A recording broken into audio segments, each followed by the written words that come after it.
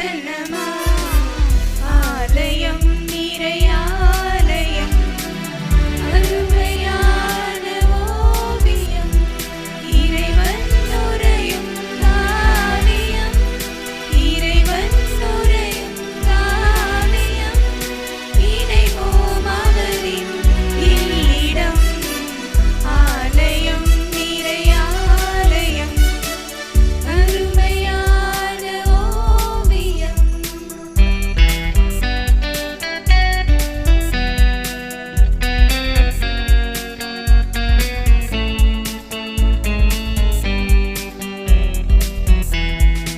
இறைவனின் வார்த்தை மனுவாகும் மறைவுடல் இயேசுவின் உடலாகும் இறைவனின் வார்த்தை மனுவாகும் மறைவுடல் இயேசுவின் உடலாகும் இறைமக்கள் இறைவனின் தரிசனம் இறைமக்கள் இறைவனின் தரிசனம் தரிசனம் தரிசனம் தரிசனம் ஆலயம் நிறையாலயம் அருமையான ஓவியம்.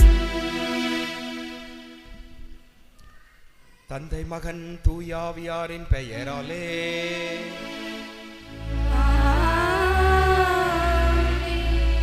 நம் ஆண்டவராகிய இயேசு கிறிஸ்துவின் அருளும் கடவுளின் அன்பும் தூய ஆவியாரின் நட்புறவும் உங்கள் அனைவரோடும் இருப்பதாக. ஆன்மாவோடும் இருப்பதாக.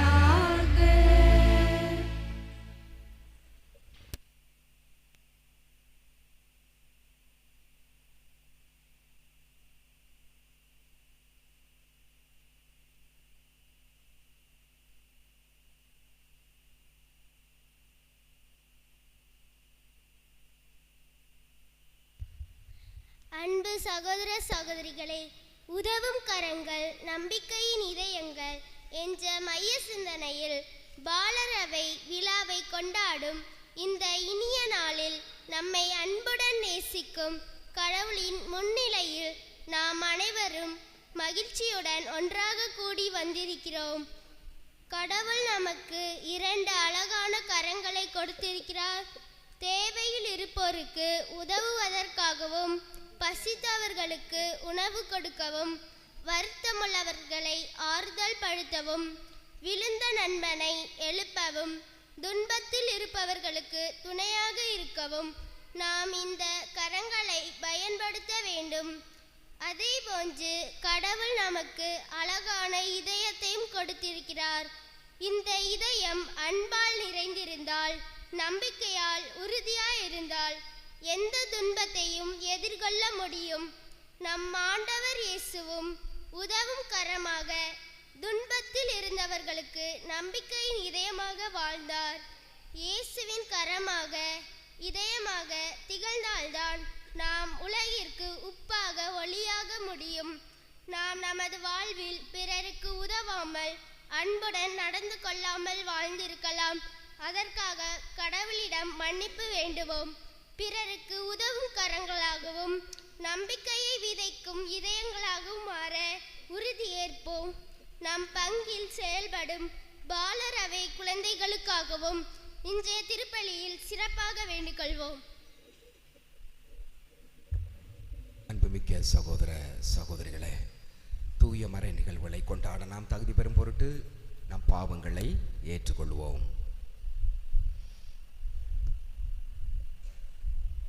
மன்னிப்பு மன்றாட்டு. உலகிற்கு உப்பாக ஒளியாக திகழ நாம் உதவும் கரங்களாக நம்பிக்கையை விதைக்கும் இதயங்களாக செயல்பட வேண்டும் என்ற அழைப்பை மறந்த தருணங்களுக்காக மனம் வருந்தி மன்னிப்பு கேட்போம். இரக்கத்தின் ஆண்டவரே, உதவி தேவைப்பட்ட போது ஆண்டவரே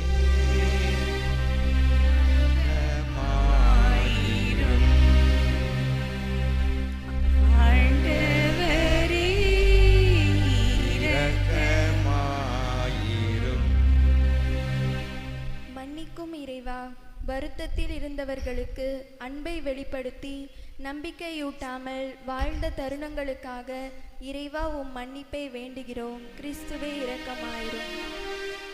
கிறிஸ்துவே இரக்கமாயிரும்.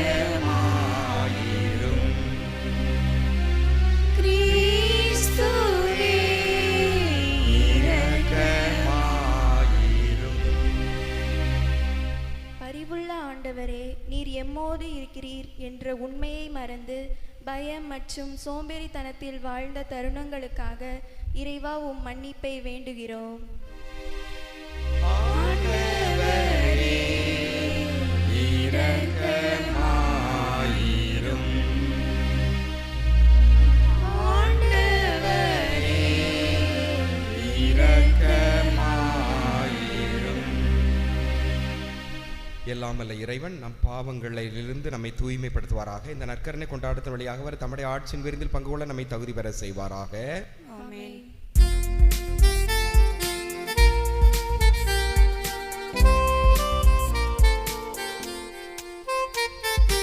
உன்னதங்களிலே கடவுளுக்கு மாட்சி உண்டாகுக. உலகினிலே நல் மனத்தாருக்கு அமைதியாகுக. உம்மை புகழ்கின்றோம், உம்மை வாழ்த்துகின்றோம், உம்மை ஆராதிக்கின்றோம், உம்மை மாட்சிப்படுத்துகின்றோம். உமது மேலான மாட்சியின் பொருட்டு உமக்கு நன்றி கூறுகின்றோம். ஆண்டவராகிய இறைவா, வானுலக அரசரே, எல்லாம் வல்ல தந்தையாகிய இறைவா, ஒரே மகனாய் உதித்த ஆண்டவரே, இயேசு கிறிஸ்துவே, ஆண்டவராகிய இறைவா, இறைவனின் செம்மறியே, தந்தையின் திருமகனே, உலகின் பாவங்களை போக்குபவரே, எங்கள் மேல் இரக்கமாயிரும். உலகின் பாவங்களை போக்குபவரே, எங்கள் மன்றாட்டை ஏற்றருளும். தந்தையின் வலப்பக்கம் வீற்றிருப்பவர், எங்கள் மேல் இரக்கமாயிரும். ஏனெனில் இயேசு கிறிஸ்துவே, நீர் ஒருவரே தூயவர், நீர் ஒருவரே ஆண்டவர், நீர் ஒருவரே தூய ஆவியாரோடு தந்தையாகிய இறைவனின் ஆட்சியில் இருப்பவர் நீரே. ஆமென், ஆமென். மன்றாடுவோமாக. எல்லாமல்ல இறைவா, உமது குடும்பத்தை இடையறாத பரிவிரக்கத்தால் காத்தருள உமை வேண்டுகிறோம். அதனால் விண்ணக அருளை மட்டுமே எதிர்நோக்கியுள்ள இக்குடும்பம் உமது நிலையான பாதுகாவலால் என்றும் உறுதி அடைவதாக. உம்மோடு தூய ஆவியாரின் ஒன்றிப்பில் இறைவனாய் என்றென்று வாழ்ந்து ஆட்சி செய்கின்ற அவர் வழியாக உம்மை மன்றாடுகிறோம்.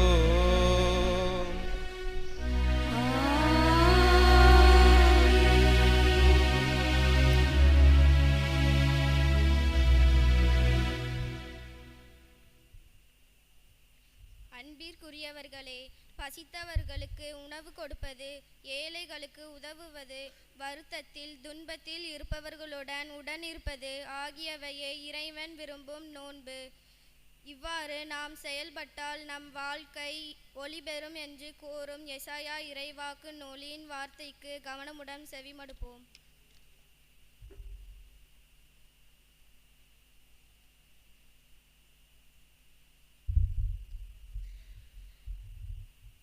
ஆண்டவரே பேசும். ஆண்டவரே பேசும். உன் ஒளி விடியல் போல் எழும். இறைவாக்கினர் எசையா நூலிலிருந்து வாசகம். அதிகாரம் 58. இறை வார்த்தைகள் 7 முதல் 10 வரை. இறைவாக்கினர் எசையா நூலிலிருந்து வாசகம். அதிகாரம் 58. இறை வார்த்தைகள் 7 முதல் 10 வரை. ஆண்டவர் கூறுவது: பசித்தோர்க்கு உங்கள் உணவை பகிர்ந்து கொடுப்பதும், தங்க இடமில்லா வறியோரை உங்கள் இல்லத்திற்கு அழைத்து வருவதும், உடையச்சோரை காணும்போது அவர்களுக்கு உடுக்க கொடுப்பதும், உங்கள் இல்லத்தாருக்கு உங்களை மறைத்து கொள்ளாதிருப்பதும் அஞ்சோ நான் விரும்பும் நோன்பு. அப்பொழுது உன் ஒளி விடியல் போல் எழும். விரைவில் உனக்கு நலமான வாழ்வு துளிர்க்கும். உன் நேர்மை உனக்கு முன் செல்லும். ஆண்டவரின் மாட்சி உனக்கு பின் சென்று காக்கும். அப்போது நீ ஆண்டவரை மன்றாடுவாய், அவர் உனக்கு பதிலளிப்பாய். நீ கூக்குரல் இடுவாய், அவர் இதோ நான் என மறுமொழி தருவார். உன்னிடையே இருக்கும் நுகத்தை அகற்றிவிட்டு சுட்டிக்காட்டி குற்றஞ்சாட்டுவதையும் பொல்லாதென பேசுவதையும் நிறுத்திவிட்டு, பசித்திருப்போருக்காக உன்னையே கையெழுத்து வறியோரின் தேவையை நிறைவு செய்வாயானால், இருள் நடுவே உன் ஒளி உதிக்கும். இருண்ட உன் நிலை நண்பகல் போல் ஆகும். இது ஆண்டவர் வழங்கும் அருள்வாக்கு. பதிலுரை பாடல். திருப்பாடல் 112.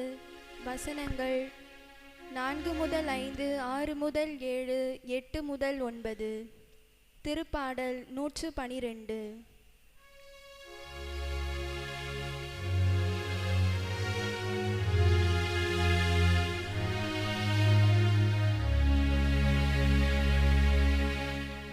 ஆண்டவருக்கு அஞ்சுவோர் இருளில் ஒளியென வெளிர்வர். ஆண்டவருக்கு அஞ்சுவோர் இருளில் ஒளியென வெளிர்வர். ஆண்டவருக்கு அஞ்சுவோர் இருளில் ஒளியென வெளிர்வர். ஆண்டவருக்கு அஞ்சுவோர் இருளின் ஒளியென மிளிர்வர். இருளில் ஒளியென அவர்கள் நீர்மையுள்ளவர்களே வெளிர்வர். அருளும் இரக்கமும் நீதியும் உள்ளோராய் இருப்பர். மனமிரங்கி கடன் கொடுக்கும் மனிதர் நன்மை அடைவர். அவர்கள் தம் அலுவல்களின் நீதியுடன் செயல்படுவர். ஆண்டவருக்கு அஞ்சுவோர் இருளில் ஒளியென மிளிர்வர். எந்நாளும் அவர்கள் அசைவுறார். நேர்மையுள்ளோர் மக்கள் மனதில் என்றும் வாழ்வர். தீமையான செய்தி எதுவும் அவர்களை அச்சுறுத்தாது. ஆண்டவரில் நம்பிக்கை கொள்வதால் அவர்கள் இதயம் உறுதியாயிருக்கும்.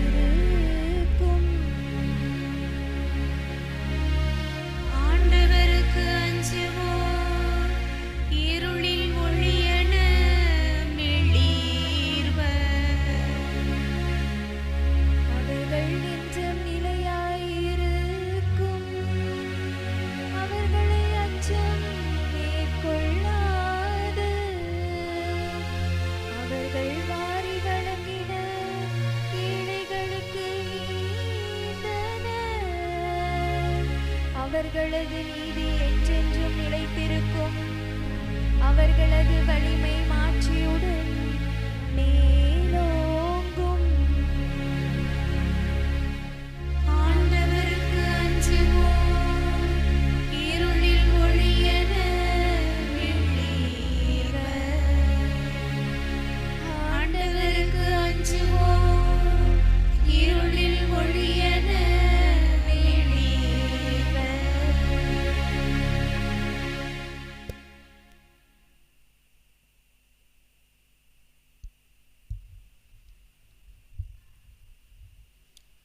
சகோதர சகோதரிகளே, திருத்தூதர் தூய பவுல் நற்செய்தி மனித ஞானத்தினால் அல்ல, அது இறைவனின் ஆற்றலை சார்ந்தது என்று கூறுகிறார்.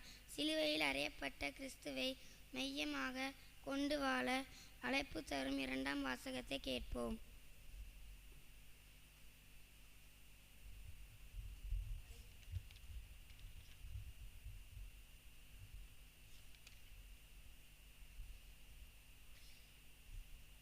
ஆண்டவரே பேசும், ஆண்டவரே பேசும். திருத்தூதர் பவுல் கொரிந்தியருக்கு எழுதிய முதல் திருமுகத்திலிருந்து வாசகம். அதிகாரம் 2, வசனங்கள் 1 முதல் 5. திருத்தூதர் பவுல் கொரிந்தியருக்கு எழுதிய முதல் திருமுகத்திலிருந்து வாசகம். அதிகாரம் 2, வசனங்கள் 1 முதல் 5 முடிய. சகோதர சகோதரிகளே, கடவுளை பற்றிய மறைபொருளை அறிவிக்க நான் உங்களிடம் வந்தபோது மிகுந்த சொல்வன்மையுடனோ ஞானத்துடனோ வரவில்லை. நான் உங்களிடையே இருந்தபோது மெஸ்ஸியாவாகிய இயேசுவை தவிர, அதுவும் சிலுவையில் அறையப்பட்ட அவரை தவிர வேறு எதையும் அறிய வேண்டும் என்று நினைக்கவில்லை. நான் உங்கள் நடுவில் வலுவற்றவனாய் மிகுந்த அச்சத்தோடும் நடுக்கத்தோடும் இருந்தேன். நான் பறைசாற்றிய செய்தி ஞானத்தின் கவர்ச்சியான சொற்களில் அமையவில்லை, ஆனால் அது தூய ஆவியின் வல்லமையை எடுத்து காட்டுவதாக அமைந்தது. உங்கள் நம்பிக்கைக்கு அடிப்படை மனித ஞானம் அல்ல, கடவுளின் வல்லமையே. இது ஆண்டவர் வழங்கும் அருள்வாக்கு.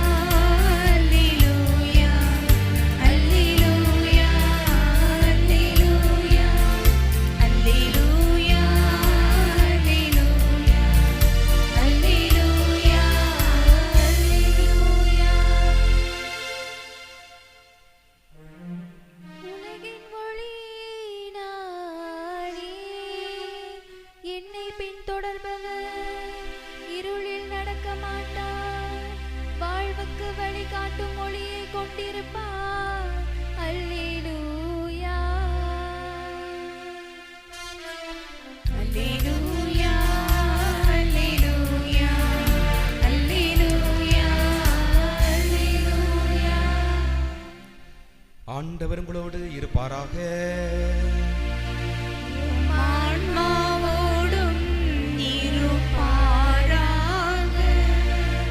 மத்தேயு எழுதிய தூய நற்செய்தியிலிருந்து வாசகம்.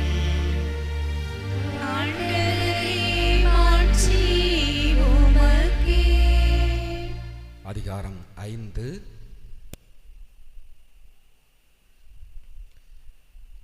இறை வார்த்தைகள் 13 தொடக்கம். நீங்கள் மண்ணுலகிற்கு உப்பாயிருக்கிறீர்கள். உப்பு உவர்பற்று போனால் எதை கொண்டு அதை உவர்ப்புள்ளதாக்க முடியும்? அது வெளியிலே கொட்டப்பட்டு மனிதரால் மிதிபடும், வேறு ஒன்றுக்கும் உதவாது. நீங்கள் உலகிற்கு ஒளியாயிருக்கிறீர்கள். மலை மேல் இருக்கும் நகர் மறைவாக இருக்க முடியாது. எவரும் விளக்கை ஏற்றி மரக்காலுக்குள் வைப்பதில்லை, மாறாக விளக்கு தண்டின் மீதே வைப்பர். அப்பொழுதுதான் அது வீட்டில் உள்ள அனைவருக்கும் ஒளி தரும். இவ்வாறே உங்கள் ஒளி மனிதர் முன் ஒளிர்க. அப்பொழுது அவர்கள் உங்கள் நற்செயல்களை கண்டு உங்கள் விண்ணக தந்தையை போற்றி புகழ்வார்கள். ஆண்டவரின் அருள் வாக்கு. கிறிஸ்துவே உமக்கு புகழ். இறையேசுவில் பிரியமான சகோதர சகோதரிகளே, பசிபிக் பெருங்கடல் சால்மன் என்ற ஒரு வகை மீன், சாலமீன் இல்ல, சால்மன், குறிப்பிட்ட ஆண்டுகள் கடலிலே இந்த மீன்கள் வாழ்ந்த பிறகு தான் பிறந்த நன்னீர் ஓடைக்கு மீண்டும் திரும்பிச் செல்லுமாம். எதற்காக? இனப்பெருக்கம் செய்வதற்காக. செல்லுகின்ற வழியிலே மிகப்பெரிய போராட்டத்தை அது சந்திக்க வேண்டியது இருக்கிறது. ஆறுகள் அதனுடைய ஓட்டத்திற்கு எதிராக நீந்தி செல்ல வேண்டும். நீர்வீழ்ச்சி மேலிருந்து கீழே வரும், எனவே பாதுகாப்பாக அதிலும் அது நீந்தி செல்ல வேண்டும். அதேபோல மீன் பிடிக்கின்றவர்களினுடைய வலையிலிருந்து சிக்காமல் தப்பித்து அது நல்ல ஒரு அருமையான ஒரு இடத்தை, இனப்பெருக்கம் செய்வதற்கு ஏற்ற ஒரு இடத்தை தேர்ந்து கொண்டு முட்டையிடும். முட்டையிட்ட உடனே இந்த மீன் குட்டிகள் வெளிவந்த உடனே இந்த தாய் மீன் சால்மன் தன் உயிரை மாய்த்து கொள்ளுமாம். தானாக அது இறந்துவிடும். இந்த குட்டி மீன்கள் தன் தாயை பார்ப்பதில்லை. இந்த இறந்த இந்த சால்மன் மீனினுடைய தாய் மீனினுடைய உடல் அழுகி அது ஒரு ஊட்டச்சத்தாக மாறுகிறது. அது அந்த குட்டி மீன்களுக்கு உணவாக மாறுகிறது. அது உயிர் வாழ்கிறது. அதே போல் அங்குள்ள நீர், மண் இவற்றிற்கும் அது ஒரு ஊட்டச்சத்தாக மாறுகிறது. அன்புக்குரியவர்களே, ஒரு உயிரை வாழ வேண்டும் என்பதற்காக தன்னையே மாய்த்து கொள்ளுகிறது, கரைத்து கொள்ளுகிறது இந்த சால்மன் மீன். அதே போலத்தான் இந்த நற்செய்தி வாசகத்திலே ஆண்டவர் இயேசு, நீங்கள் உலகிற்கு உப்பாக ஒளியாக இருங்கள் என்று ஆண்டவர் நமக்கு சொல்லுகிறார். அப்படி என்றால் என்ன? நாமும் இந்த உப்பை போல, ஒளியை போல நம்மையே கரைத்து கொள்ள வேண்டும். இந்த உப்பு ஒளி எல்லோருக்கும் பொதுவானது, எல்லோருக்கும் அடிப்படை தேவையாக இருக்கிறது. உப்பில்லா பண்டம் குப்பையிலே. உப்பு உணவே நாம சாப்பிட முடியாது உப்பு இல்லைன்னா. அதே போல ஒளி இல்லை என்றால் நம்ம வீட்டில் இருக்க முடியாது. பகல் இல்லை என்றால் இருக்க முடியாது. சூரிய ஒளி இல்லை என்றால் தாவரங்கள் உயிர் வாழ முடியாது. ஆக இந்த ஒளி, உப்பு எப்படி அவசியமோ, அடிப்படையான தேவையாக இருக்கிறதோ, அது எப்படி மக்களுக்கு பயன்படுகிறதோ, மனிதர் முன் ஒளிர்கிறதோ, அதே போல மனிதர்களாகிய நாமும் நம்மையே கரைத்து கொண்டு ஒளி வீச வேண்டும். நமது நற்செயல்களால் ஒளி வீச வேண்டும். பிறர் வாழ, பிறருக்காக நம்மையே தியாகம் செய்ய வேண்டும் என்ற கருத்தை வலியுறுத்துகிறது. அதைத்தான் நாம் வாசிக்கின்றோம். யோவான் நற்செய்தி 12ஆம் அதிகாரம் 24வது வசனம். கோதுமை மணி மண்ணில் விழுந்து மடியாவிட்டால் அது அப்படியே இருக்கும். அது மடிந்தால்தான் மிகுந்த விளைச்சலை அளிக்கும். ஒரு விதை, ஒரு கோதுமை மணி மண்ணில மடிய வேண்டும். அப்பொழுதுதான் அது என்ன செய்யும்? தளிராக, செடியாக, மரமாக வந்து பலன் கொடுக்கக்கூடிய ஒன்றாக. ஒரு புதிய உயிரி தோன்ற வேண்டும் என்றால் அது தன்னை மடிகிறது, தன்னையே இழக்கிறது. எனவேதான் திருச்சபையினுடைய ஆரம்ப காலத்திலே மறைசாட்சியர்கள் ஏராளமான பேர் கிறிஸ்துவுக்காக தங்களுடைய உயிரையே அவர்கள் இழந்தார்கள். என்ன நேர்ந்தாலும், எங்கள் உயிரே போனாலும் நாங்கள் ஆண்டவர் இயேசுவை தான் விசுவசிப்போம். எனவே மறைசாட்சியனுடைய இரத்தம் அவர்கள் மடிந்தார்கள். விசுவாசத்தின் வித்தாக மாறியது. நிறைய விசுவாசம் வந்தது. நிறைய பேர் முளைத்தெழுந்தார்கள். விசுவாசத்தை பற்றி ஆண்டவரில் நம்பிக்கை கொண்டோர் நிறைய பேர் மாறினார்கள். எனவே அவர்கள் தங்களையே கரைத்து கொண்டதால். அதைத்தான் நாம் வாசிக்கின்றோம். லூக்கா நற்செய்தி 9ஆம் அதிகாரம் 23, 24.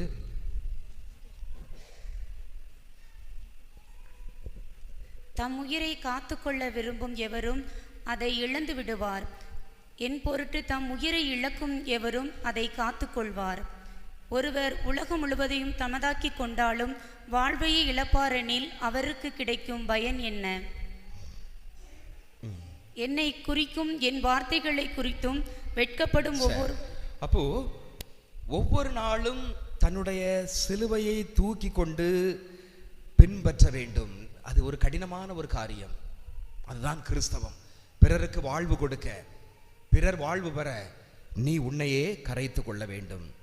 அதைத்தான் யோவான் நற்செய்தி 12ஆம் அதிகாரம் 25வது வசனம். எனக்கு தொண்டு செய்பவர் என்னை பின்பற்றட்டும். நான் இருக்கும் இடத்தில் என் தொண்டரும் இருப்பர். தமக்கென்றே வாழ்வோர் தம் வாழ்வை இழந்து விடுவர். தம் வாழ்வை ஒரு பொருட்டாக கருதாமல் நீ வாழ்க்கையை உன் உயிரை இழந்தால் நீ நிலைவாழ்வை பற்றி கொள்வாய் என்று ஆண்டவர் சொல்கிறார். இதற்கு உதாரணமாக நம்ம விவிலியத்திலே பார்க்கிறோம் வீரப்பெண் எஸ்தர். வீரப்பெண் எஸ்தர் அவர் சாதாரண ஒரு குக்கிராமத்திலே வாழ்கிறார். படை தளபதி மூலமாக அவர் அரசபைக்கு எடுத்து செல்லப்படுகிறார். அரசபையிலே வேலைகளை பார்த்து கொண்டிருக்கிறார். அரசருக்கு மற்ற எல்லாருக்குமே நல்ல பிடித்து போகிறது. மெய்காப்பாளன் மொர்க்கத்தாய் இருக்கிறார். எனவே இப்படிப்பட்ட சூழலிலே இந்த யூத மக்கள், இந்த இஸ்ரேல் மக்களுக்கு எதிராக அசிரியர்கள் படையெடுத்து வருகிறார்கள். எனவே இதை அறிந்த எஸ்தர் மொர்க்கத்தாய் மெய்காப்பாளன் மூலமாக சொல்லி அனுப்புகிறார்.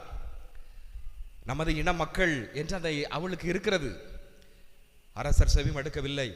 எனவே இவள் தானே முன் சென்று தன் உயிரே போனாலும் பரவாயில்லை, அரசர் என்ன கொண்டாலும் பரவாயில்லை, நான் என் மக்களுக்காக என் இன மக்கள் யூத மக்களுக்காக நான் என் உயிரை கொடுப்பேன் என்று அவர் முன் வருகிறாள். அதைத்தான் நாம் எஸ்தர் நூல் 4ஆம் அதிகாரம் 16வது வசனம்.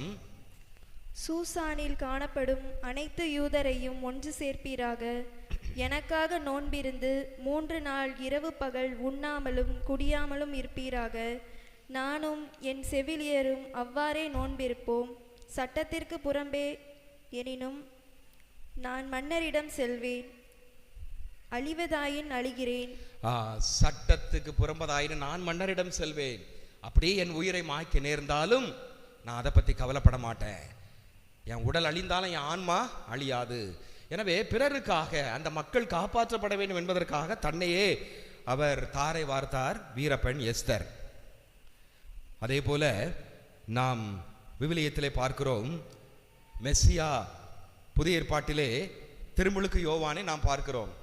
மெஸ்ஸியா வர வேண்டும் என்றால் அதற்கு முன்னால் ஒருத்தர் உழைக்க வேண்டும், கரைக்க வேண்டும். அதுதான் திருமுழுக்கு யோவான் அந்த பணியை செய்தார். அதைத்தான் யோவான் 3ஆம் அதிகாரம் 30வது வசனம். அவரது செல்வாக்கு பெருக வேண்டும், எனது செல்வாக்கு குறைய வேண்டும். பாருங்க எவ்வளவு ஒரு அருமையாக, நான் மெஸ்ஸியா அல்ல, நான் முன்னோடி, நான் தயாரிப்பாளன். அவர் வளர வேண்டும், அவர் செல்வாக்கு வளர வேண்டும், என்னுடைய செல்வாக்கு குறைய வேண்டும். பாருங்க, தன்னையே கரைத்துக் கொள்கின்றார். ஒரு ஞானியிடம் ஒரு இளைஞன் வந்தான். ஐயா, நான் இறைவனை காண வேண்டும், அவரை அனுபவிக்க வேண்டும். உடனே ஒரு ஆன்மீக தேடல் அவனிடம் இருந்தது. உடனே ஞானி அவனிடம் ஒரு 3 பொம்மைகளை கொண்டு வந்து கொடுக்கிறார். 3 பொம்மைகள். முதல் பொம்மை கண்ணாடி பொம்மை, 2வது பொம்மை பஞ்சு பொம்மை, 3வது பொம்மை உப்பு பொம்மை. அது கொடுத்து இதுல 3இல் ஒன்றை தேர்வு செய் என்று சொல்கிறார். நீங்க எதை தேர்வு செய்வீங்க? சின்ன பிள்ளைகள் பஞ்சு, இளைஞர்கள் கண்ணாடி. அப்படி இருக்கும். அப்போ அந்த இளைஞனும் கண்ணாடி தான் இது படையில நல்லா பளபளபளன்னு நல்லா ஸ்டைலாக இருந்துச்சு. கண்ணாடி பொம்மையை தேர்ந்தெடுத்தான். இப்போ அந்த ஞானி அந்த இளைஞனை அந்த கண்ணாடி பொம்மையோடு மற்ற 2 பொம்மையோடு எடுத்து கடற்கரைக்கு சொல்லுகிறார்கள்.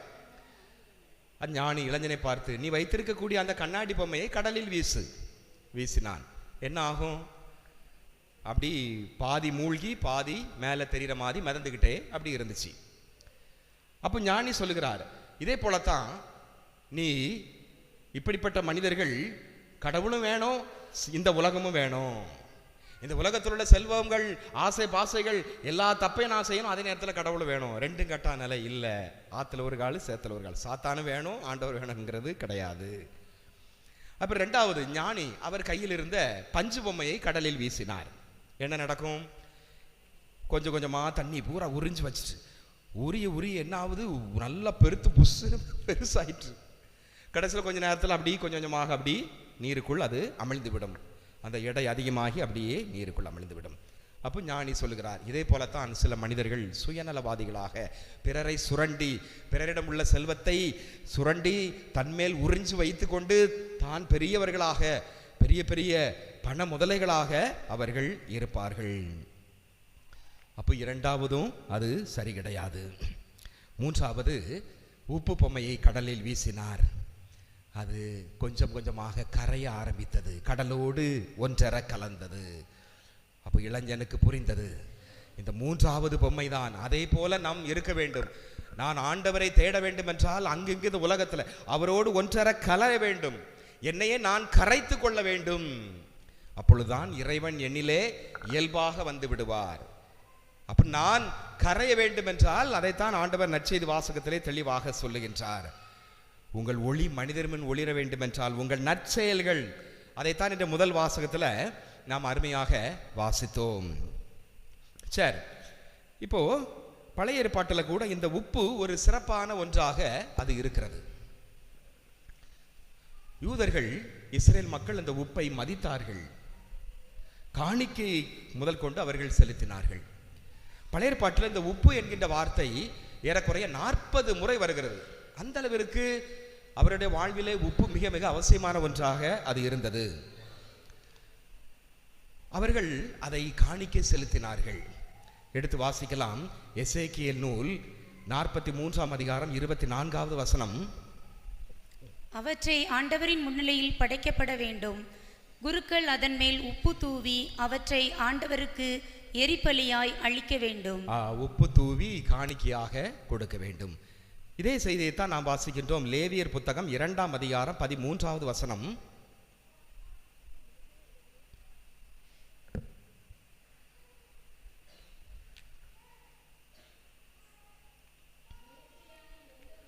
நேர்ச்சையாக உணவு படையல்கள் எல்லாமே உப்பிடப்பட வேண்டும். அது பிறகு ஆண்டவருக்கு காணிக்கையாக செலுத்தப்படும். நாம கூட சப்பரம் எடுக்கும் பொழுது உப்பை நாம் தூவுகிறோம். அது எவ்வளவு இது பாருங்க. அப்ப அது ஆண்டவருக்கு காணிக்கை. அப்போ நம்மையே நாம் முழுவதுமாக ஆண்டவருக்கு காணிக்கையாக கொடுக்க வேண்டும். அடுத்து உப்பு என்பது உடன்படிக்கையினுடைய ஒரு அடையாளமாக இருக்கிறது. எண்ணிக்கை நூல் 18ஆம் அதிகாரம் 19வது வசனம்.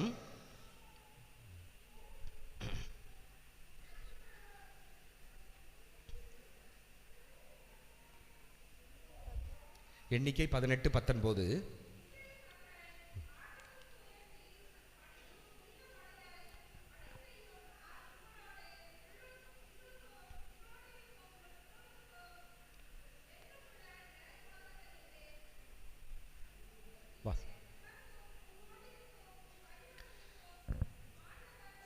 சரி, இப்போ இதுல பார்க்கும் பொழுது ஆரோன் ஆண்டவரோடு ஒரு உடன்படிக்கை செய்து கொண்டார். இந்த உடன்படிக்கையினுடைய அடையாளமாக உப்பை அங்கு அடையாளப்படுத்துகிறார். எனவே இது உப்பு உடன்படிக்கை என அழைக்கப்படும் என்று நாம் வாசிக்கின்றோம்.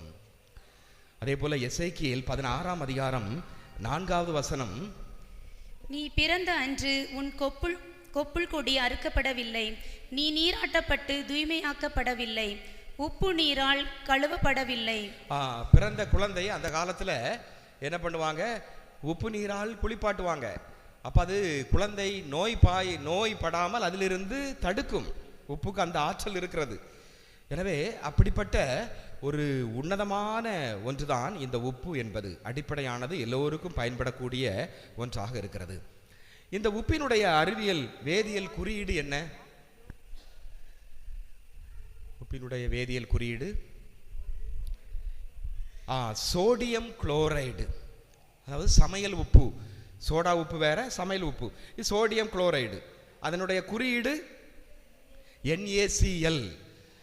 அப்போ இதில் உள்ள அந்த Cl குளோரைடு, அது நம்ம மழை காலத்தில் பார்க்குறோம். தண்ணி ரொம்ப கலங்கி வரும், கிருமி வரும். அப்போ பாக்டீரியா, வைரஸ் இவைகளை கொல்வதற்கான ஒரு நச்சுக்கொல்லி மருந்தாக அந்த குளோரைடு. அதே போல் சோடியம், அது ஒரு பாதுகாக்கக்கூடிய ஒன்றாக, பொருட்கள் கெடாமல் பாதுகாக்கக்கூடிய ஒன்றாக இருக்கிறது.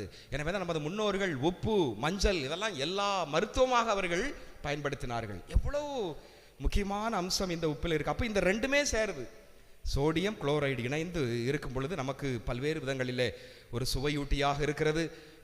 யோபு புத்தகம் 6ஆம் அதிகாரம் 6வது வசனத்திலே பார்க்கிறோம். அதுபோல உணவுகளை பதப்படுத்தி வைப்பதற்கு அந்த காலத்திலே குளிர் சாதன பெட்டிகள் இல்லை. உப்புதான் குளிர் சாதன பெட்டி. உப்பு கருவாடு, இறைச்சி இதெல்லாம் நாம் என்ன செய்கிறோம்? உப்பிட்டு தான் அந்த காலத்தில் பதப்படுத்தி வைத்தார்கள். சரி, இப்படி உப்பை போல நாம் பிறருக்கு ஒரு பயன்படக்கூடியவர்களாக நம்மையே நாம் கரைத்து நமது நற்செயல்களால் அணி செய்ய வேண்டும் என்று ஆண்டவர் நற்செய்தியில் அழைப்பு விடுக்கிறார். மத்தேயு 5:16 நாம் வாசிக்கிறோம். சரி, இப்போ ஒளியை பற்றி நாம வாசிப்போம். ஒளியும் அடிப்படையான ஒன்று. சூரிய ஒளி இல்லை என்றால் தாவரங்கள் உயிர் வாழ முடியாது. ஒளி சேர்க்கைக்கு தேவைப்படுகிறது. அதே போல சூரிய ஒளி மனித உடலிலே பட்டால்தான் வைட்டமின் டி கிடைக்கிறது. மிகவும் அவசியமான ஒன்றாக அது இருக்கிறது. கலங்கரை விளக்கத்தை பார்க்கிறோம், கடலிலே வழிகாட்டக்கூடிய ஒன்றாக அது இருக்கிறது.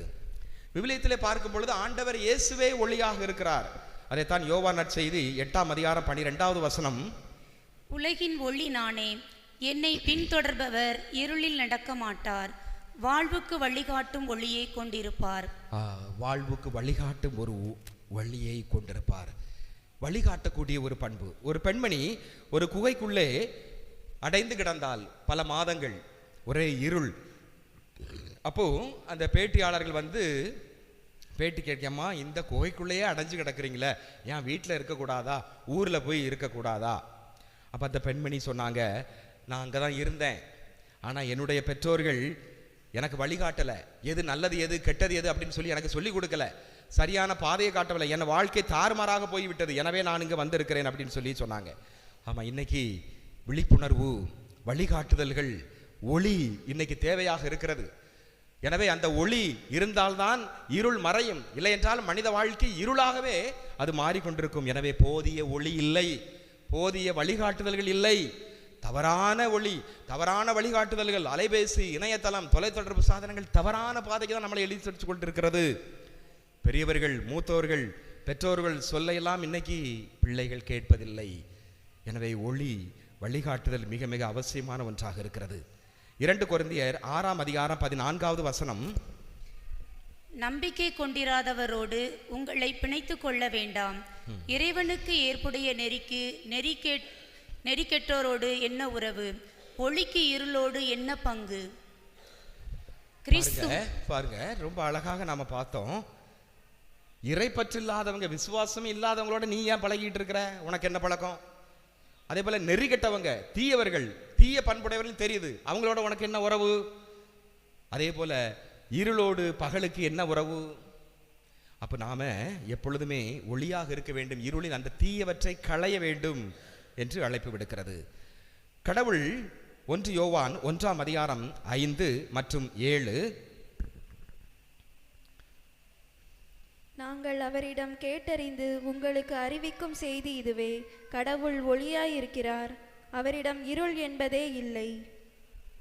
7வது வசனம், மாறாக அவர் ஒளியில் இருப்பது போல் நாம் ஒளியில் நடப்போமானால் ஒருவரோடு ஒருவர் நட்புறவு கொண்டிருப்போம். மேலும் அவர் மகனாகிய இயேசுவின் இரத்தம் எல்லா பாவத்தினின்றும் நம்மை தூய்மைப்படுத்தும். சரி, அப்போ கடவுளிடம் இருளை கிடையாது. எனவே நாமும் நல் செயல்களால் நம்மை அலங்கரிக்க வேண்டும். ஒரு முறை அன்னை தெரசா அவரை சந்திப்பதற்காக முதுகலை பட்ட ஆராய்ச்சி மாணவர்கள் அங்கு வந்தார்கள், MSW. அப்போ அவங்க கடைசியிலே ஆராய்ச்சி செய்து அவர்கள் கட்டுரையாக கொடுக்க வேண்டும். அப்போ இங்கே அன்னை தெரசா தான் சமூக சேவையில் பேர் பெற்றவங்கிறதுனால அங்கே இருந்து தங்கி இருந்து அவர்கள் தங்களுடைய ஆய்வு கட்டுரையை செய்கிறார். ஏறக்குறைய 40 பேர். அப்போ ஒவ்வொரு நாளும் அங்கே நடக்கின்ற நிகழ்ச்சிகளை அவர்கள் பார்க்கிறார்கள். நல்ல அனுபவம். அதே போல் வெளியே சில நேரத்தில் வெளியே தெருவோரங்களில் குழந்தைகள் கிடப்பாங்க, தொலைபேசி வரும், உடனே போய் அவங்கள தூக்கிட்டு வந்து இந்த அருள் சகோதரிகள் பராமரிப்பாங்க. நோயாளர்கள் கிடப்பாங்க, அவங்கள போய் தூக்கிட்டு வரணும், அப்போ இவங்களும் அவங்க கூட போகிறாங்க. அதுபோல் இறக்கும் தருவாயில் இருக்கக்கூடியவர்கள் யாருமே இல்லாமல் அப்படியே தூக்கி போட்டுருவாங்க, அடக்கம் பண்ணுறது கூட ஆள் இருக்காது, இவங்க கொண்டு வந்து அவங்கள குளிப்பாட்டி அடக்கம் பண்ணுறது. இதெல்லாம் இந்த மாணவர்கள் பார்த்த உடனே ரொம்ப அதிசயம், நல்ல அனுபவம். அப்போ கடைசியில் அன்னை தெரசால் எல்லாத்தையும் கூப்பிட்டு அவங்க கேட்குறாங்க, எப்படி இருந்துச்சு உங்கள் அனுபவம், எப்படி இருந்துச்சு, இது உங்களுக்கு உதவியாக இருந்துச்சா உங்கள் ஆய்வு செய்கிறதுக்கு? ரொம்ப நல்லா இருந்துச்சு, நிறைய அனுபவங்கள் எல்லாம் சொன்னாங்க.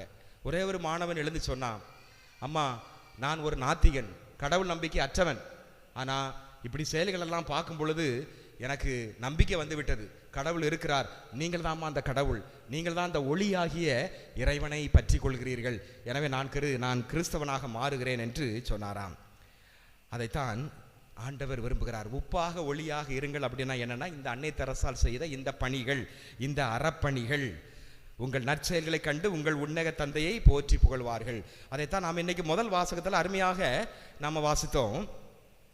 எசாயா 58ஆம் அதிகாரம் 7 முதல் 10 வரை உள்ள வசனத்தில் நாம் தெளிவாக வாசித்தோம். பசித்திருப்பவர்களுக்கு உணவு கொடுப்பது, இடமில்லாதவர்களுக்கு எப்படி இங்கே அன்னை தெரசால் செய்தாங்களோ அந்த பணியைத்தான் இந்த முதல் வாசகத்தில் எஸ்ஐயா நூலில் நாம் அருமையாக வாசித்தோம். அப்பொழுது உன் ஒளி மனிதர் முன் ஒளியும், நீ நலமா உன் வாழ்வு நிலைவாழ்வே பெறுவாய் என்று அருமையாக இறைவாக்கினர் எஸ்ஐயா சொல்லுவதை நாம் பார்க்கின்றோம். அதேபோல் திருப்பாடல் 112 இதிலே வாசித்தோம். நீ மற்றவர்களுக்கு ஏழைகளுக்கு வாரி வழங்கி நீ நல்லவராக நீதி உள்ளவராக உன்னுடைய நற்செயல்களால் இருக்கும் பொழுது நீ ஒளியாக இருப்பாய் என்று திருப்பாடல் 112 4 முதல் 9 வரை உள்ள பகுதிகளிலே நாம் வாசித்தோம். எனவே நாம் உப்பாக ஒளியாக இருக்க வேண்டும். ஒரு அருமையான பழமொழி ஒன்று சொல்வார்கள் ஆங்கிலத்தில், there is nothing more than useful than sun and salt. அதாவது இந்த உலகத்திலே உப்பு ஒளி இதை விட அத்தியாவசியமான ரொம்ப முக்கியமான விலை மதிப்பில்லாத பொருள் இந்த உலகத்தில் வேற எதுவுமே கிடையாது. அது உண்மைதான். இன்னைக்கு எவ்வளவோ கணினி, எவ்வளவோ மின் சாதனங்கள், வளர்ச்சிகள், கண்டுபிடிப்புகள்லாம் இருக்குது. ஆனால் அதை வச்சா நம்ம வாழ முடியுமா? சாதாரண மக்களுக்கு அதெல்லாம் தேவையா? உப்பு ஒளிருது, அது ரொம்ப ரொம்ப அடிப்படையான ஒன்று. எனவே அந்த அடிப்படையான ஒன்றை எடுத்து இதே போல நீங்கள் மக்களுக்கு பயனுள்ளவர்களாக யூஸ்ஃபுல், நீங்கள் ஒரு அவங்களுக்கு அப்போ உங்களுடைய நம்மளுடைய நற்செயல்களால், நம்முடைய அன்றாட செயல்களால், அறப்பணிகளால், நம்முடைய அறச்செயல்களால் ஆண்டவர் குகந்த வரத்திலே உப்பாக ஒளியாக மனிதர் முன் ஒளிர்வோம். அதற்கு தேவையான வரம் வேண்டி நாம் அந்த வழிபாட்டிலே பங்கெடுப்போம். ஆமென்.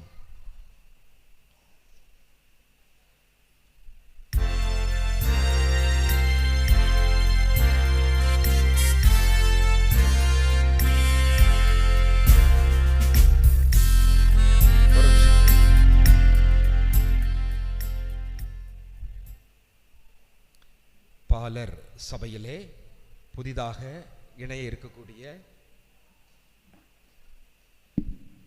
வின்சிகா, Hardwin Joshua, Arokiya Ashwin, Ashwin Jose, Jaspet Jose, Mercia Angeline, Jefina, Jerovin, Devish, Ansika முன் வருக.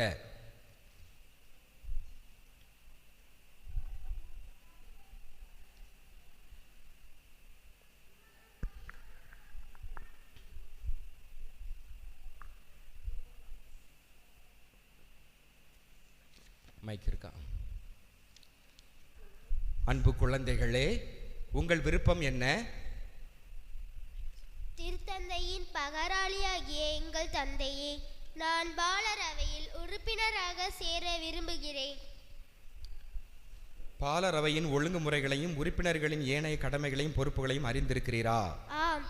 ஏழை எளிய கைவிடப்பட்ட குழந்தைகளுக்கு மஞ்சாட்டு உதவியும் பொருள் உதவியும் செய்வதன் மூலம் இயேசுவின் சீடராகி திரு அவையின் நற்செய்தி அறிவிப்பு பணியில் பங்கு கொள்கிறேன் என்பதை அறிந்திருக்கிறேன். பாலரவையின் உறுப்பினர் நாள்தோறும் சொல்ல வேண்டிய மன்றாட்டு உங்களுக்கு தெரியுமா? தவறாமல் மன்றாடுவதோடு இறையழைத்தலுக்காக மன்றாடுவீரா? ஆம், அறிந்துள்ளேன்.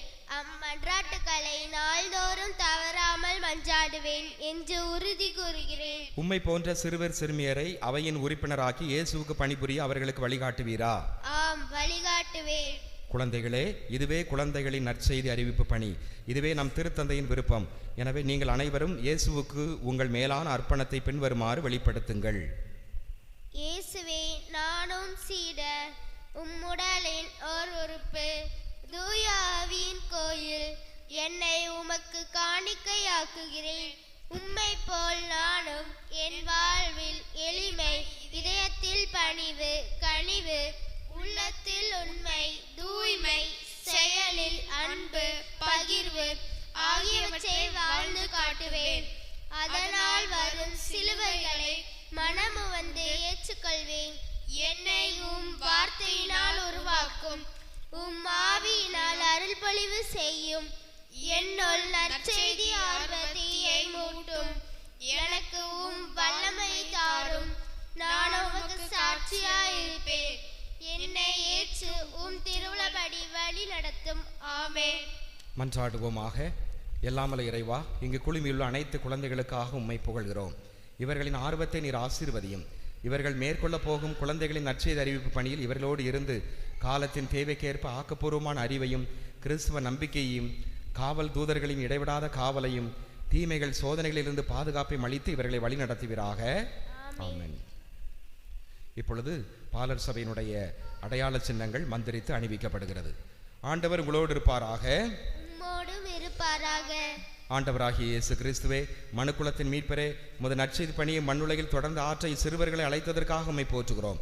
அதன் அடையாளமாக இவர்கள் அணிய போகும் இந்த அடையாள சின்னங்களை உமது ஆசியால் அருளால் நிறைவாக ஆசீர்வதித்தருளும்.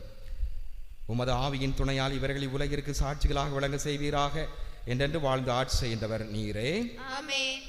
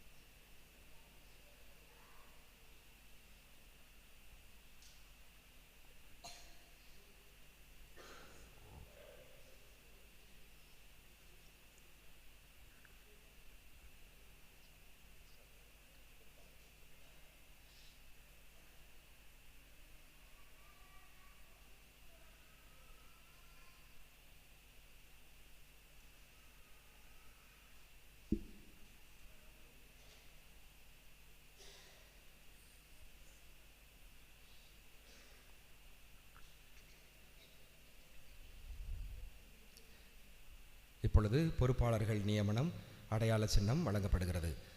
அன்புக்குரியவரே, பாலரவையின் தலைவராக பணியாற்ற முன்வந்திருக்கும் தாங்கள் மற்ற உறுப்பினர்களுக்கு முன்மாதிரியாக விளங்கி அவர்களை பாலரவையின் ஒழுங்குமுறையின்படி வழிநடத்த அணியமாக இருப்பதாக உறுதி கூறுகிறீரா? இயேசுவின் அருளை நம்பி உறுதி கூறுகிறேன். உமது ஆர்வத்தை நான் பாராட்டுகிறேன். இதன் அடையாளமாக இந்த அடையாள சின்னத்தை கிறிஸ்துவின் பெயரால் அணிந்து கொள்வீராக. இறைவனுக்கு நன்றி.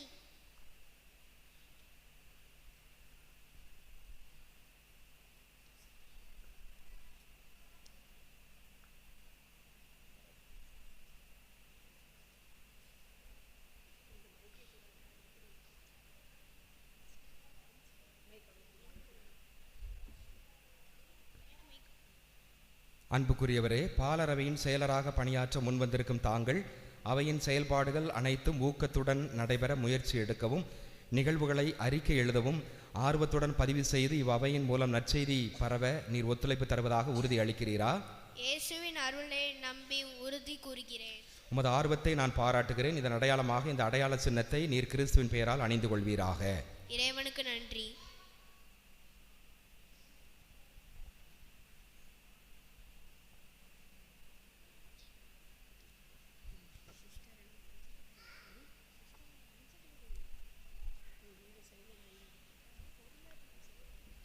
அன்புக்குரியவரே, பாலரவையின் பொருளராக பணியாற்ற முன்வந்திருக்கும் தாங்கள் அவை உறுப்பினர்களின் பொருள் உதவிகளை நன்முறையில் சேர்த்து ஏழை எளிய குழந்தைகளுக்கு பயன்படும் வகையில் அதை சிறப்பான முறையில் நிர்வகிக்க உதவி கூறுகின்றீரா? இயேசுவின் அருளை நம்பி உறுதி கூறுகிறேன். உமது ஆர்வத்தை நான் பாராட்டுகிறேன். இதன் அடையாளமாக இந்த அடையாள சின்னத்தை நீர் கிறிஸ்துவின் பெயரால் அணிந்து கொள்வீராக. இறைவனுக்கு நன்றி.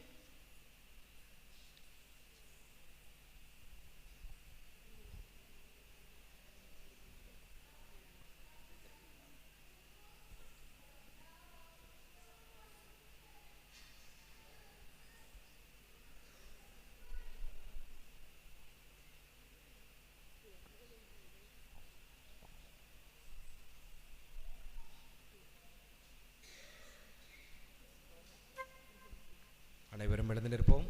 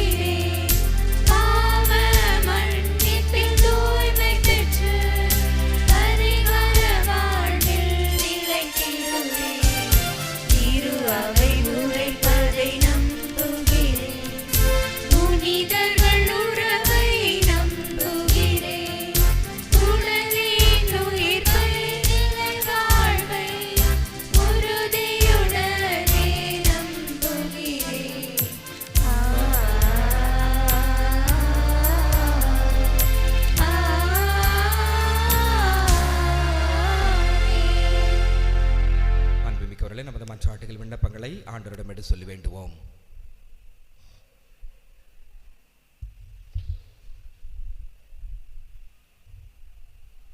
அன்பின் நிறைவா, அகில உலக பாலரவை தலைவர் திருத்தந்தை லியோ, எம் ஆயர், குருக்கள், துருவரத்தோர் அனைவரையும் உமது திருக்கரத்தால் ஆசீர்வதித்து உமது அன்பு பணியை இடையாறாத செய்ய நல்ல உடல்நலத்தையும் அருள் வரங்களையும் தந்து வழி நடத்திட வேண்டுமென்று இறைவா உம்மை மன்றாடுகிறோம்.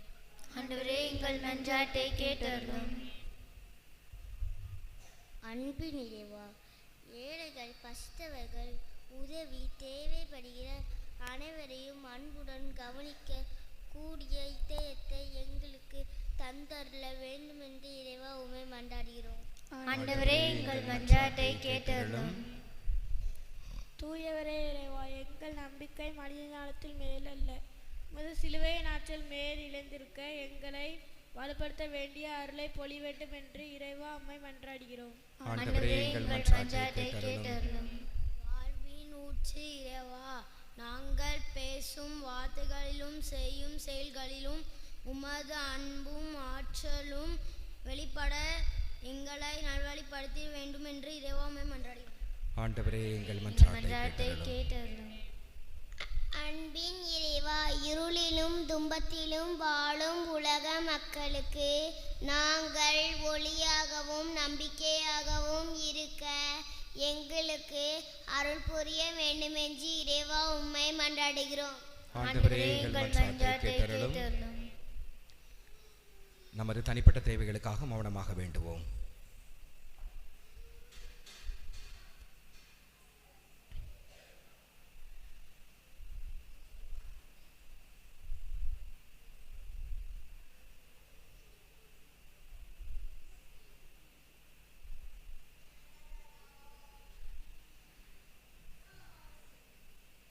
என்றும் வாழும் இல்லாமல் இறைவா, இதோ உமது பிள்ளைகளாக நாங்கள் அனைவரும் விரும்பி கேட்டது மன்றாட்டுகளை தயவாய் ஏற்றங்களுக்கு தந்தரல வேண்டும் என்று ஆண்டவராகிய கிறிஸ்து வழியாக மன்றாடுகிறோம். ஆமென். பக்கம் எண் 89. பக்கம் எண் 89.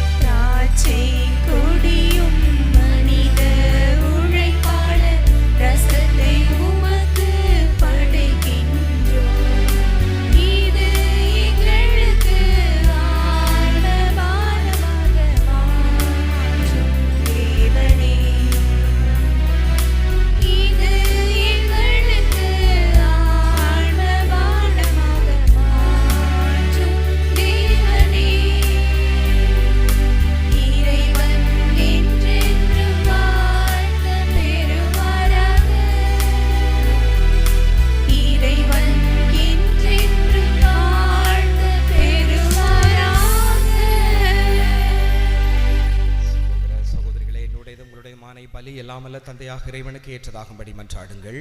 ஆண்டவர் தமது பேரின் புகழ்ச்சிக்காகவும் ஆட்சிக்காகவும் நமது நன்மைக்காகவும் புனித திரு அவை அனைத்து நலனுக்காகவும் மது கையில் இன்றி பலியை ஏற்றுக்கொள்வாராக. ஆண்டவரே எங்கள் இறைவா, வலுக்குறைவற்ற எங்களுக்கு உதவியாக இப்பொருட்களை படைத்திருக்கின்றே, அதனால் இவை எங்களுக்கு நிலை வாழ்வின் அருளடையாளமாக மாறிட அருள்வீராக. எங்கள் ஆண்டவராகிய கிறிஸ்து வழியாக உம்மை மன்றாடுகிறோ.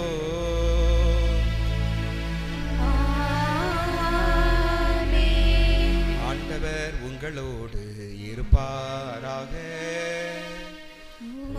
ஆன்மாவோடும் இருப்பாராக. இதயங்களை மேலே எழுப்புங்கள்.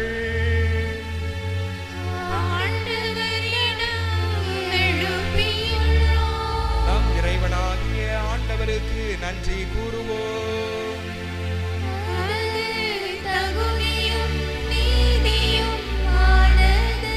ஆண்டவரே, தூயவரான தந்தையே, என்றும் இல்லாமல்ல இறைவா, என்னாலும் இவ்விடத்தில் நாங்கள் உமக்கு நன்றி செலுத்துவது மெய்யாகவே தகுதியும் நீதியுமாகும். எங்கள் கடமையும் மீட்புக்குரிய செயலுமாகும். நாங்கள் வாழ்வதும் இயங்குவதும் இருப்பதும் உம்மிலேதான். இந்த உடலோடு வாழ்கில் முது பரிவிரக்கத்தின் பயன்களை மட்டுமே நாங்கள் நாள்தோறும் அனுபவிப்பதோடன்றி இப்பொழுது நிலை வாழ்வின் பிணையையும் கொண்டுள்ளோம். ஏனெனில் உம் ஆவியாரின் முதற் கனிகளை பெற்றுள்ள நாங்கள் பாஸ்கா மர நிகழ்வின் பயன் எங்களுக்கு என்றும் உண்டு என நம்புகிறோம். ஆகவே வானதூதர் புனிதர் அனைவரோடு சேர்ந்து நாங்களது மகிமையை புகழ்ந்து முடிவின்றி பாடுவதாவது: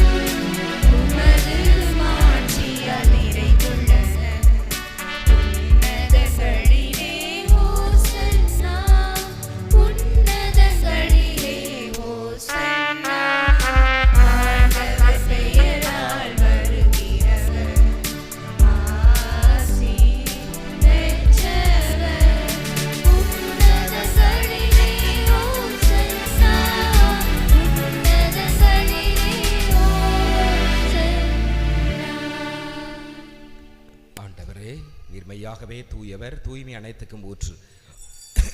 ஆகவே உம்முடைய ஆவியை பொழிந்து காணிக்கைகளை தூய்மைப்படுத்த வேண்டுகிறோம். இவ்வாறுங்கள் ஆண்டவர் இயேசு கிறிஸ்துவின் உடலும் இரத்தமுமாக எங்களுக்கு இவை மாறுபனவாக.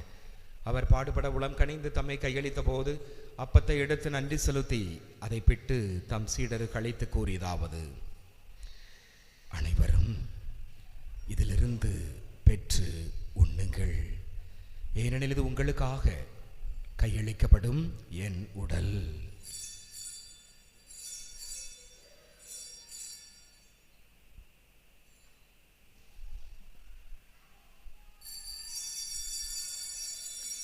அவனமே இரவு விருந்தை அருந்திய பின் கிண்ணத்தையும் எடுத்து மீண்டும் உமக்கு நன்றி கூறி தம் சீடர்களுக்கு அளித்து கூறியதாவது: அனைவரும் இதிலிருந்து பெற்று பருகுங்கள், ஏனெனில் இது புதிய நிலையான உடன்படிக்கைக்குரிய இரத்தத்தின் கிண்ணம்.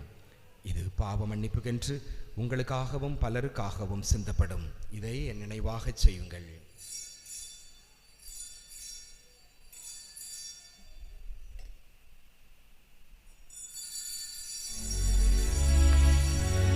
நம்பிக்கையின் மறைபொருள்.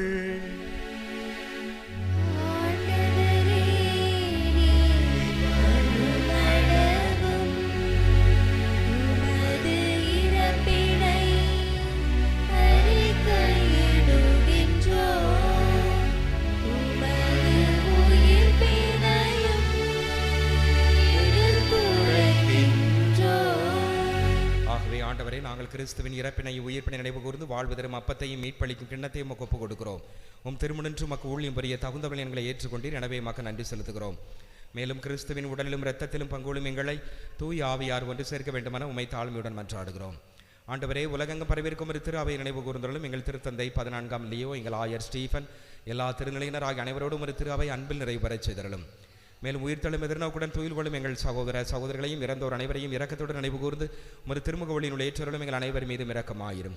கடவுளின் கன்னித்தாயான புனித மரியா, அவருடைய கணவரான புனித யோசேப்பு, புனித திருத்தூதர்கள், எங்கள் பாதுகாவலர் தூய சாமிநாதர், இவ்வுலகில் கோந்தவராயிருந்தோர் ஆகிய புனிதர் அனைவருடன் நாங்களே வாழ்வில் பங்கொள்ளும் தகுதி பெற்று திருமகன் இயேசு கிறிஸ்து வழியாகவே புகழ்ந்தேத்தும் மரமருள மன்றாடுகிறோம்.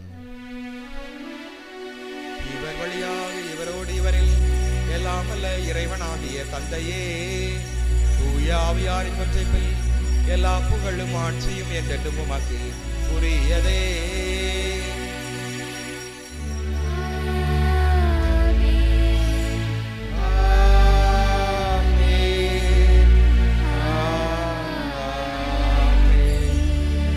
கட்டளையால் கற்பிக்கப்பட்டு இறை படிப்பினையால் பயிற்சி பெற்ற நாம் துணிந்து பாடுவோம். உலகில் இருக்கிற எங்கள் தந்தையே, உமது பெயர் தூயது என போற்றப் பெறுக. உமது ஆட்சி வருக. உமது திருவுளம் விண்ணுலகில் நிறைவேறுவது போல மண்ணுலகிலும் நிறைவேறுக. எங்கள் அன்றாட உணவை இன்று எங்களுக்கு தாரும். எங்களுக்கு எதிராக குற்றம் செய்வோரை நாங்கள் மன்னிப்பது போல எங்கள் குற்றங்களை மன்னியும். எங்களை சோதனைக்கு உட்படுத்தாதே, தீமையிலிருந்து எங்களை விடுவித்தருளும். ஆண்டவரே, தீமை அனைத்திலிருந்தும் எங்களை விடுவித்து எங்கள் வாழ்நாளில் அமைதியை கனிவுடன் அருளும் மன்றாடுகிறோம். உமது இரக்கத்தின் உதவியால் நாங்கள் பாவத்திலிருந்து எப்போதும் விடுதலை பெற்று யாதொரு கலக்கமுமின்றி நலமாக இருப்போமாக.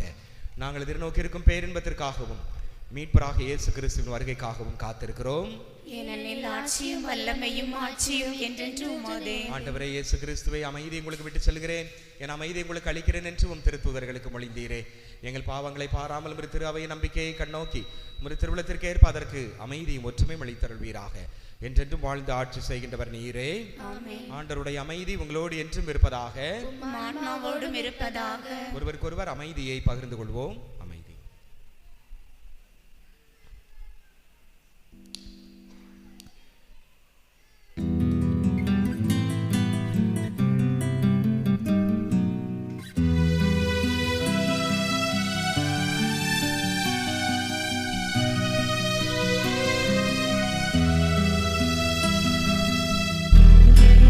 பாவம் போக்கும் இறைவனின் செம்மறியே, எம் மேல் இரக்கம் வையும். உலகின் பாவம் போக்கும் இறைவனின் செம்மறியே, எம் மேல் இரக்கம் வையும். உலகின் பாவம் போக்கும் இறைவனின் செம்மறியே, எமக்கு அமைதி தாரும். இதோ இறைவனின் செம்மறி, இவரே உலகின் பாவங்களை போக்குகின்றவர். செம்மறியின் விருந்திற்கு அழைக்க பெற்றோர் பேறு பெற்றோர்.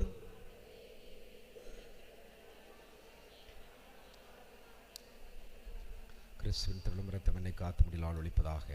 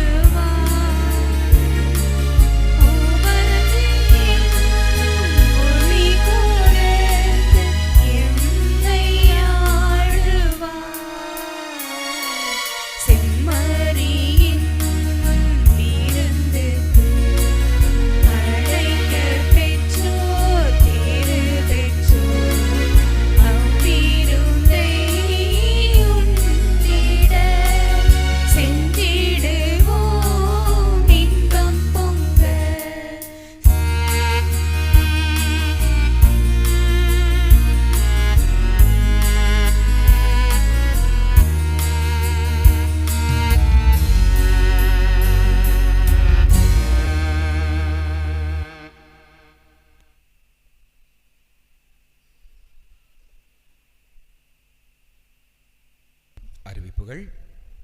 இன்றைய வழிபாட்டை சிறப்பித்தவர்கள் பாலர் சபை குழந்தைகள். அவர்களுக்கு நமது வாழ்த்துக்களையும் மகிழ்ச்சிகளையும் நாம் தெரிவித்துக் கொள்வோம்.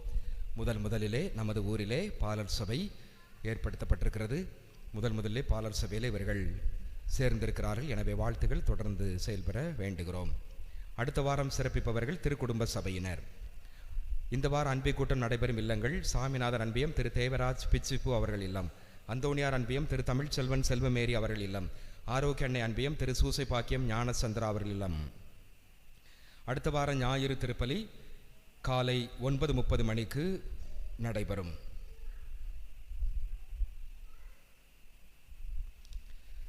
தவக்கால திருப்பயணம் மார்ச் மாதம் 19ஆம் தேதி வியாழக்கிழமை. அது பொது விடுமுறை நாள், சூசையப்பர் திருவிழா. எனவே அந்த நாளன்று நாம் தவக்கால திருப்பயணம் செல்ல இருக்கின்றோம். இந்த ஆண்டு நாம் திண்டுக்கல் பகுதியிலே உள்ள ஆலயங்கள் திருத்தலங்களை சந்திக்க இருக்கின்றோம். வாடிப்பட்டியிலே ஆரம்பித்து வாடிப்பட்டி ஆரோக்கிய மாதா திருத்தலம், ஆரியநல்லூர் ராயப்பர் சின்னப்பர் ஆலயம், பஞ்சம்பட்டி திரு இருதய ஆலயம், வெள்ளோடு சந்தியாப்பர் திருத்தலம், சவரியர் பாளையம் சவேரியார் திருத்தலம், மேட்டுப்பட்டி வியாகல மாதா ஆலயம், திண்டுக்கல் சூசேப்பர் ஆலயம், கவிராயபுரம் குழந்தையேசு ஆலயம், நிலக்கோட்டை சூசேப்பர் ஆலயம், மிக்கேல் பாளையம் மிக்கேல் சமணசானவர் ஆலயம் போன்ற இடங்கள் நாம் சந்திக்க இருக்கின்றோம்.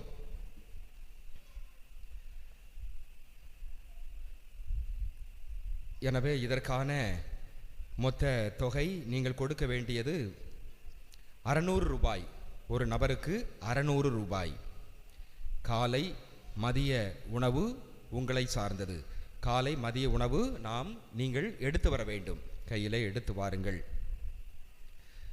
இரவு உணவு நாம் அங்கு கோடை ரோட்டில் இருக்கக்கூடிய சாலையோர உணவகங்களிலே உங்களுக்கு வண்டி பேருந்து நிறுத்தப்படும், அங்கு நீங்கள் எடுத்துக்கொள்ளலாம்.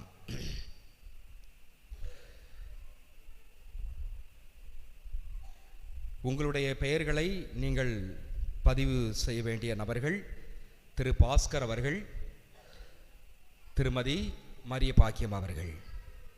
எனவே இந்த 2 பேரிடமும் நீங்கள் உங்களுடைய பெயர்களை நீங்கள் பதிவு செய்து கொள்ளுமாறு உங்களை தாழ்மையோடு கேட்டுக்கொள்கிறோம். விரைவாக நீங்கள் முடிவெடுத்து பதிவு செய்து கொள்ளுமாறு கேட்டுக்கொள்கின்றோம்.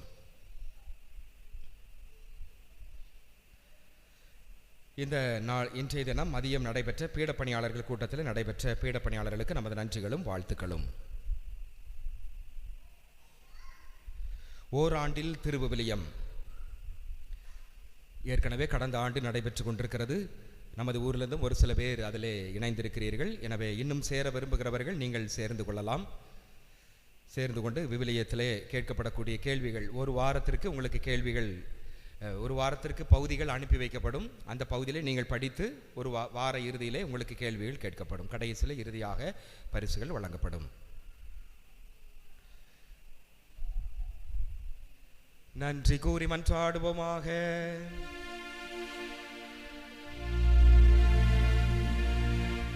முக்கிய அறிவிப்பு: நமது ஆலய பணிகள் ஆரம்பித்து விட்டோம். ஆனால் வேலைக்காரர்களுக்கு கொடுப்பதற்கு பணம் இல்லை.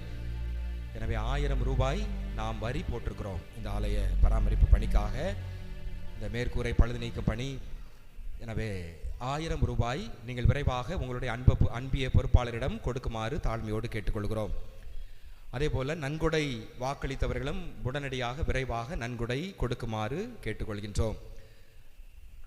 அதே போல் நன்கொடை எழுதாதவர்களும் நீங்கள் விரைவாக எழுதி நீங்கள் உங்களுடைய நன்கொடைகளை நாம் விரைவாக இந்த பணியை முடித்தால் நலமாக இருக்கின்ற. ஒரு மாதம் ஏப்ரல் மாதத்துக்குள் நாம் முடிக்க வேண்டும். அதற்குள் நான் பணி மாறுதல் பெற்று சென்று விடுவேன். மே மாதம் என கடைசி நேரம் நிறையா இந்த தவக்கால வேலைகளும் இருக்கிறது. எனவே விரைவாக உங்களுடைய அர்ப்பணிப்பை, உங்களுடைய காணிக்கைகளை இந்த ஆலய பணிக்காக நீங்கள் மனமு வந்து தருமாறு கேட்டுக்கொள்கிறோம். அதே போல் வெளியூரில் இருக்கக்கூடியவர்களும் மனமு வந்து தருமாறு கேட்டுக்கொள்கிறோம். இதை பற்றிய முழு தகவல் வாட்ஸ்அப் குழுவிலே அருமையாக தெளிவாக அச்சிடப்பட்டிருக்கிறது, வெளியிடப்பட்டிருக்கிறது. முழு தகவல் எல்லாமே உங்களுக்கு அதில் இருக்கும். எனவே ஜிபே மூலமாக செலுத்தக்கூடியவர்கள் கூட நீங்கள் வெளியூரிலிருந்து செலுத்தலாம். இங்கு இருப்பவர்களும் ஜிபே செலுத்துபவர்கள் ஜிபே, இன்றைக்கி எல்லாமே ஜிபே ஆயிடுச்சு, கையில் பணம் பரிவர்த்தனை கிடையாது, எல்லாமே டிஜிட்டல் பண பரிவர்த்தனை. நீங்களுமே அங்கே வாட்ஸ்அப் குழுவில் பார்த்து எந்த நம்பர் இருக்குமோ இங்கே இருக்கிறவங்க நீங்களே ஜிபேயில் போட்டுடலாம். ரொம்ப வசதியாக இருக்குது இன்றைக்கி இந்த காலத்து பிள்ளைகளும் அது ஈஸியாக தெரியும். அதனால் இன்றைக்கி ரொம்ப கஷ்டம் இல்லை போய் வீட்டுக்கு போய் கொடுது. ஆனால் ஜிபேயில் போடுறவங்க ரசீதை நீங்கள் கண்டிப்பாக பெற்றுக்கொள்ள வேண்டும். ஏன்னா ரசீதை பெற்றுக்கொள்ள உள்ளூரில் இருக்கிறவங்க ஜிபேயில் போட்டுட்டு கோயிலுக்கு வரும் பொழுது அந்த ஃபோன் பண்ணி சொல்லிடுங்க அன்பிய பொறுப்பாளர்கிட்ட, இல்லைன்னா பொருளாளர் திரு ஆனந்தர் அவங்களிடமும் ரசீது இருக்கும், ரசீதை பெற்றுக்கொள்ளுங்கள். வெளியூரில் இருப்பவர்களுக்கு அவங்க ஜிபேயில் போட்டால் ரசீது வாட்ஸ்அப்பில் அனுப்பி வைக்கப்படும். நன்றி கூறி மன்றாடுவோமாக. இறைவா, ஒரே அப்பத்திலும் ஒரே கிண்ணத்திலும் நாங்கள் பங்கேற்க திருவிழமானீரே, அதனால் கிறிஸ்துவுக்கு நாங்கள் ஒன்றிணைக்க பெற்று உலகின் மீட்புக்காக நற்கனி தந்து மகிழ்ந்து வாழ எங்களுக்கு அருள்வீராக. எங்கள் ஆண்டவராகிய கிறிஸ்து வழியாக உம்மை மன்றாடுகிறோம். ஆண்டவர் உங்களோடு இருப்பாராக.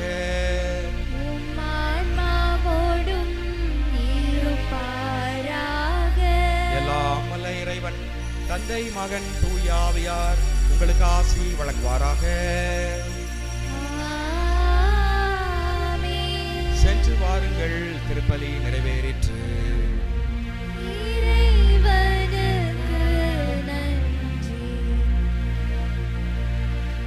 பக்கம் எண் 286. பக்கம் எண் 286.